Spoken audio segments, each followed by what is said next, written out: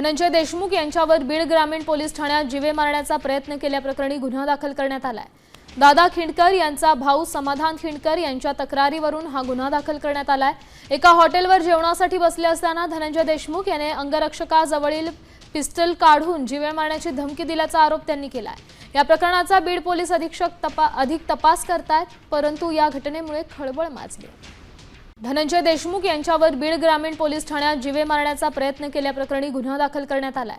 दादा खिंडकर यांचा भाऊ समाधान खिंडकर यांच्या तक्रारीवरून हा गुन्हा दाखल करण्यात आलाय। एका हॉटेलवर जेवणासाठी बसले असताना धनंजय देशमुख याने अंगरक्षकाजवळील पिस्टल काढून जीवे मारण्याची धमकी दिल्याचा आरोप त्यांनी केलाय। या प्रकरणाचा बीड पोलीस अधीक्षक अधिक तपास करतायत, परंतु या घटनेमुळे खळबळ माजली। महाराष्ट्रातील सर्व बातम्यांचे विश्वासार्ह व्यासपीठ सकाळच्या सर्व सोशल मीडिया प्लॅटफॉर्मला लाईक, फॉलो आणि सबस्क्राईब करा। तसंच सर्व नोटिफिकेशनसाठी बेल आयकॉन प्रेस करायला विसरू नका।